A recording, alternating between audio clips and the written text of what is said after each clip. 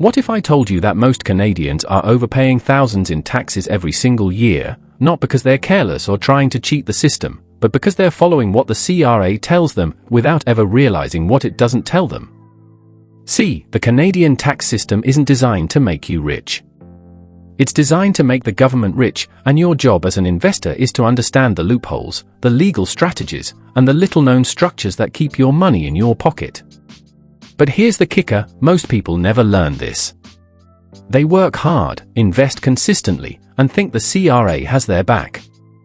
The truth is, the CRA's job isn't to help you save taxes, it's to collect them.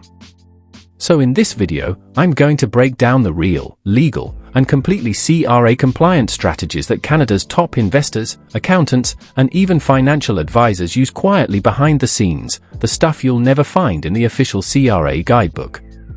Because once you understand how the tax system really works, you'll realize that keeping more of your money is actually easier than you think.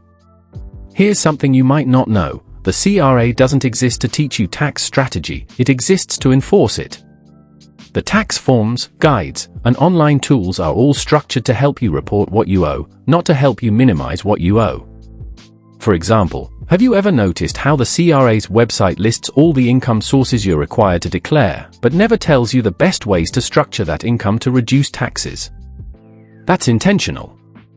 The CRA doesn't provide tax planning, it provides tax collection.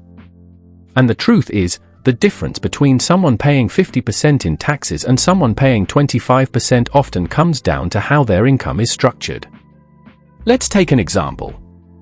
Person A earns $120,000 from a regular job, invests through a regular account, and pays taxes on interest, dividends, and capital gains as they go. Person B earns the same amount, but uses RRSPs, TFSAs, and a holding company to defer and reduce taxes. Both earn six figures, but person B could easily keep $10,000 to $20,000 more every single year. That's why understanding the CRA's hidden rules and how to use them legally is one of the biggest wealth secrets in Canada. Alright, let's start with the basics, because even the basic accounts are misunderstood. Small Blue Diamond, the RRSP, Registered Retirement Savings Plan. The RRSP is probably the most overused and misunderstood tax tool in Canada. The government pitches it as a retirement savings account, but what they don't tell you is that it's actually a tax deferral tool, not a tax savings tool. When you contribute to an RRSP, you're deferring your tax until later, ideally when your income is lower, such as in retirement. But if you withdraw while your income is high, you could get hit with one of the biggest tax surprises of your life. Here's an example. Let's say you make $100,000 this year and contribute $15,000 to your RRSP. That contribution reduces your taxable income to $85,000, saving you around $4,500 in taxes this year. Sounds great, right? But fast forward to retirement, you're drawing down your RRSP at $60,000 per year, and suddenly that's being taxed as regular income. Plus, it can affect your OES, old age security, clawback and other benefits. So yes, you get a deduction now, but you pay later. The CRA loves RRSPs for one reason: they get your money eventually. The smart investors move. Use your RRSP strategically. Contribute heavily during high-income years, but start diversifying into TFSAs and corporate investments as your income stabilizes. Now let's talk about the TFSA, and this one's a game changer. Small Blue Diamond, the TFSA, Tax-Free Savings Account. The name savings account is honestly misleading. It should be called the Tax-Free Investment Account. With the TFSA, you don't get a tax deduction when you contribute, but every dollar you make inside, capital gains, dividends, interest, is completely tax-free. Let that sink in. This means if you buy $10,000 worth of an ETF, and it grows to $30,000 over 5 years, that $20,000 gain is yours, no CRA cut, no tax slip, nothing. The TFSA contribution room as of 2025 is $95,000 total if you've been eligible since 2009. That's a massive opportunity for tax-free compounding. And yet, so many Canadians still treat their TFSA like a regular bank account. Here's what the wealthy do differently. They use their TFSA to hold growth assets, like ETFs, rights, or dividend stocks. They never withdraw unless absolutely necessary. They use multiple accounts, like a spouse's TFSA, to double the effect. And yes, you can even use your TFSA to buy Canadian ETFs that hold US stocks, meaning you can build a tax-free global portfolio. Brand mentioned CTA. And if you're wondering where to actually build that kind of portfolio easily, platforms like Wealthsimple Trade or Questrade make it ridiculously simple. You can open a TFSA in minutes and start investing commission-free. I'll leave a link in the description. If you use that link, you'll get a small bonus, and it helps support the channel. Now let's get into one of the CRA's least understood rules, capital gains.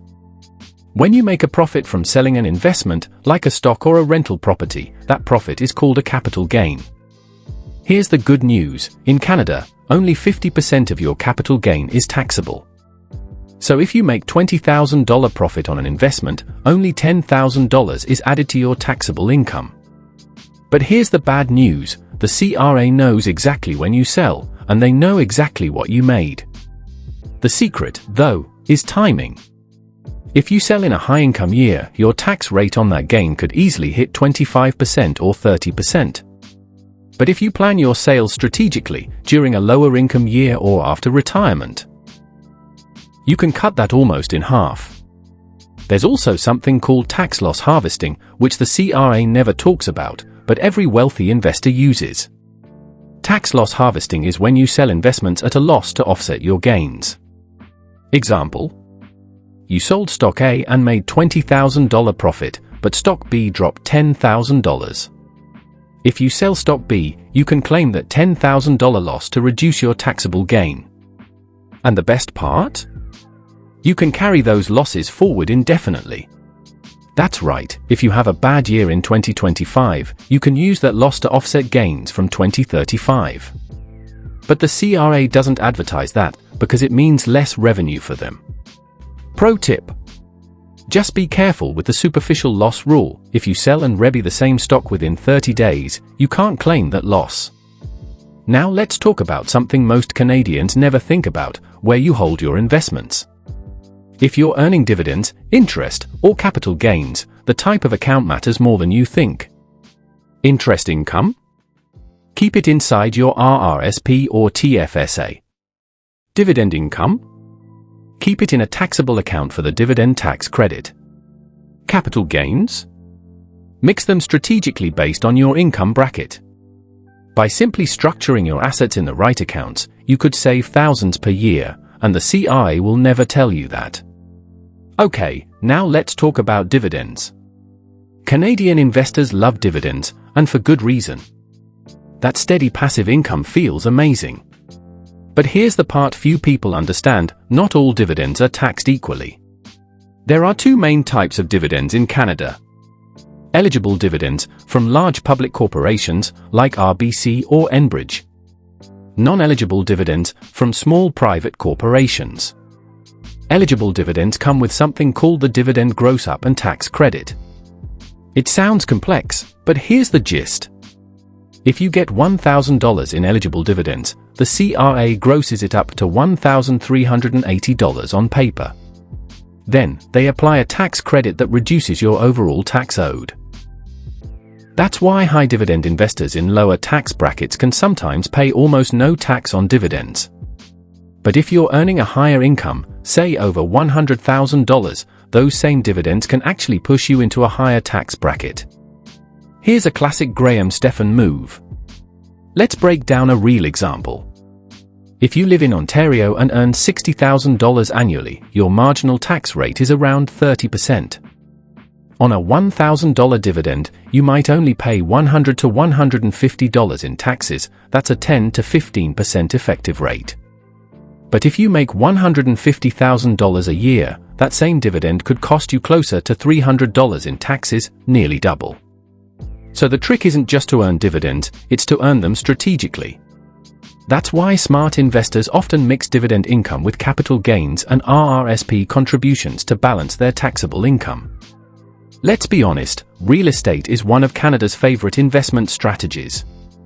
From pre-construction condos in Toronto to duplexes in Calgary, Canadians love the idea of using property to build wealth. But here's the truth the CRA won't tell you: most people are structuring their real estate income completely wrong. When you earn rental income, the CRA sees that as regular income, meaning it's taxed at your full marginal rate. So, if you're in the 40% tax bracket, you're giving away almost half of that rental cash flow every single year. That's not investing, that's subsidizing the government. Electric light bulb strategy 1, expense everything, but do it right. Every legitimate expense tied to your rental property reduces your taxable income. We're talking about mortgage interest, not principal. Property taxes. Repairs and maintenance. Management fees. Utilities, if you pay them. Insurance. Even a portion of your vehicle expenses if you manage the property yourself. The CRA allows all of that, as long as you document it properly. Keep receipts, invoices, and a mileage log. The difference between sloppy bookkeeping and precise documentation could mean thousands in deductions. Electric light bulb strategy 2. Claim capital cost allowance, CCA. This is one the CRA definitely won't walk you through.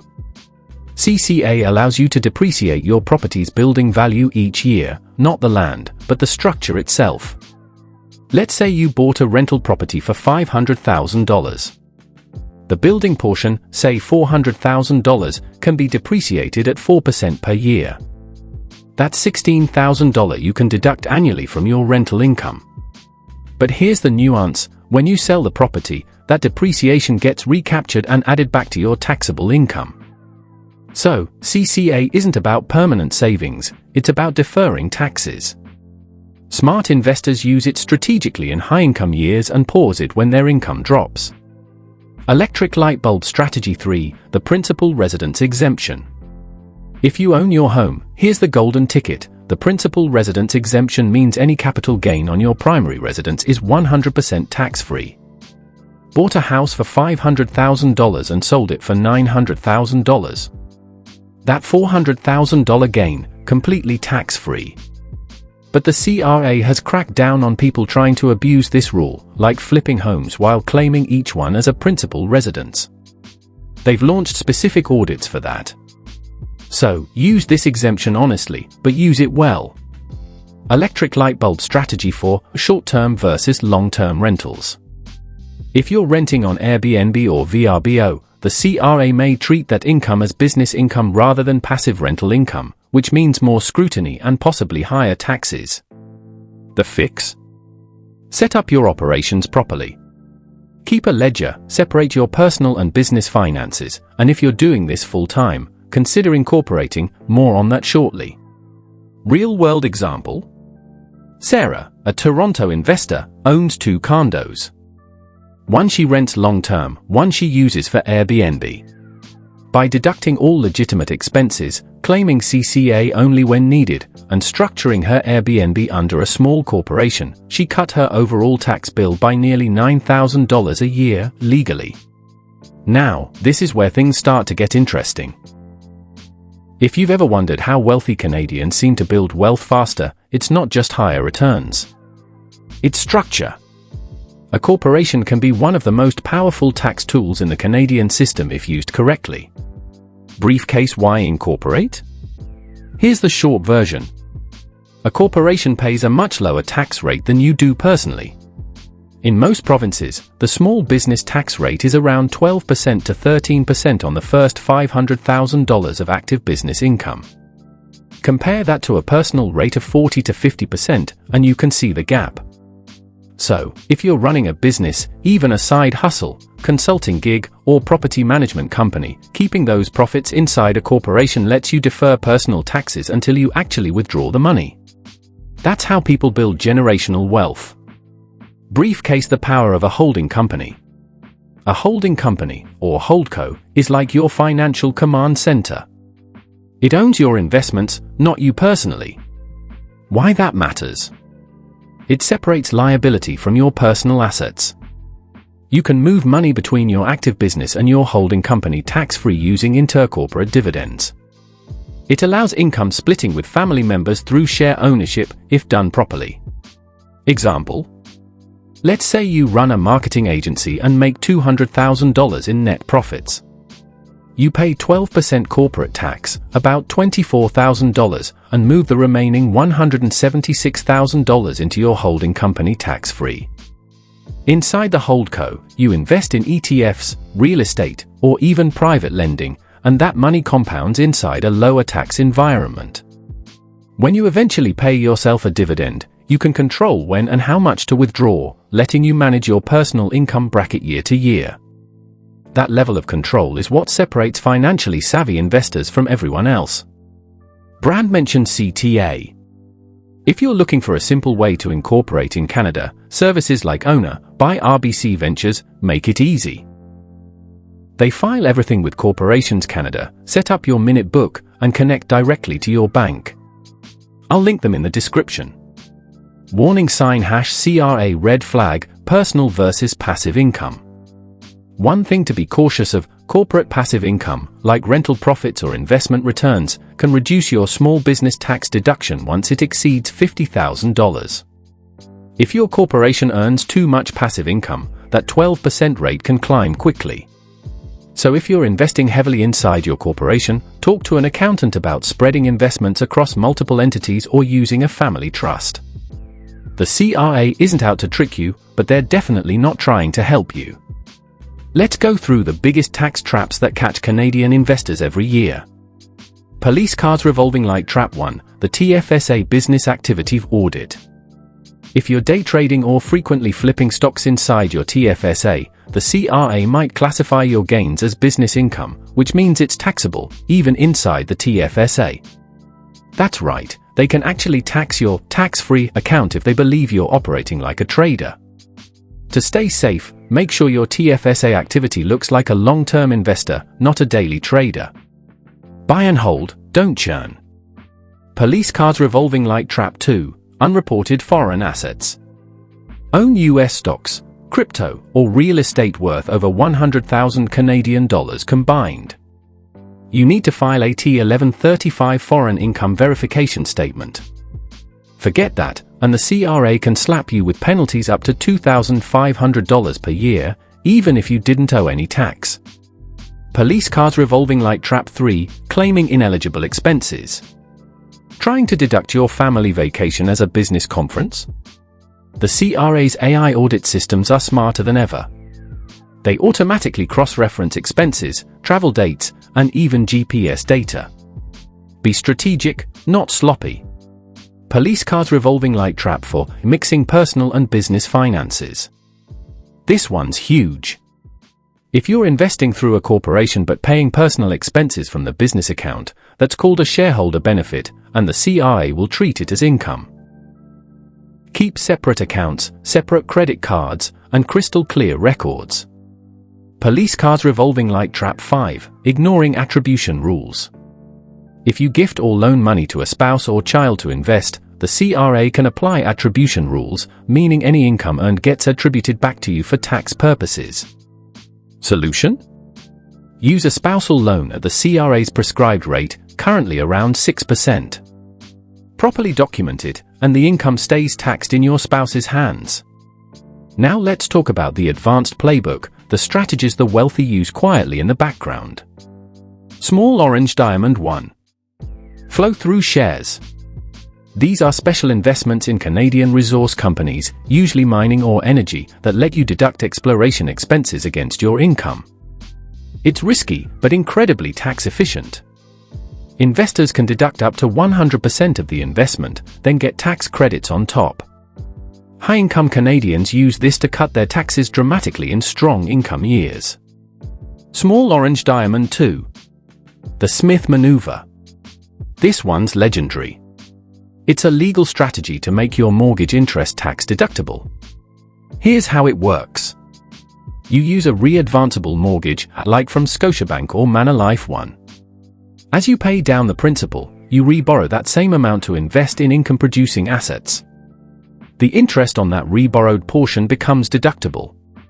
Over time, you turn non-deductible mortgage debt into deductible investment debt, and your wealth compounds faster. Small orange diamond 3. Family trusts. If you're earning serious investment income or own a business, a family trust allows you to distribute income to family members in lower tax brackets. It's complex, but it's one of the most powerful legal structures in Canada for tax minimization and estate planning. Small orange diamond 4. Capital Dividend Account, CDA. If you operate through a corporation, a CDA lets you withdraw tax-free dividends for the non-taxable portion of your capital gains. That means if your corporation sells an asset and realizes a $100,000 gain, $50,000 of that can be paid to you personally. Tax-free. Most small business owners have never even heard of that. Alright, we've covered a ton. Let's bring it all together in a simple, step-by-step plan. White heavy check mark Step 1. Optimize your accounts. Max out your TFSA with growth assets. Contribute to your RRSP strategically in high-income years. Use a non-registered account for dividend stocks that qualify for the tax credit. White heavy check mark Step 2. Track every deduction. Set up a cloud folder or accounting app like QuickBooks Self-Employed or Wave apps. Track receipts monthly, not at tax time. White heavy check mark Step 3. Structure for growth. If you have multiple income sources, business, real estate, investments, consider incorporation or a holding company. It's not just about taxes, it's about control. White heavy check mark Step 4. Harvest losses, not mistakes. Every December, review your portfolio for tax loss harvesting opportunities. Sell underperformers strategically to offset gains. White heavy check mark Step 5. Plan, don't react. Book a meeting with a CPA who specializes in Canadian investment taxation. Ask them one question. If I wanted to pay the least amount of tax possible, legally, what would my structure look like? You'll be surprised how much they reveal when asked directly. Let's get something straight, the CRA isn't evil. They're just doing their job. Their mission is to collect revenue, not to make you wealthy. Your mission, as an investor, is to learn the rules of the game better than they do. Every deduction, credit, and deferral you use isn't cheating, it's smart financial literacy. The wealthy don't complain about taxes, they study them. And the more you understand how money flows through the Canadian system, the easier it becomes to keep more of what you earn. If you made it this far, you're already ahead of 95% of investors who think taxes are something you only worry about in April. The truth is, taxes are a year-round strategy. So, if you're ready to start optimizing your finances, I'll drop a few helpful links below. Wealthsimple Trade and Questrade for tax-efficient investing. TurboTax Canada for filing with investment-specific deductions. Owner by RBC Ventures for incorporating your business. QuickBooks Self-Employed for tracking deductions automatically.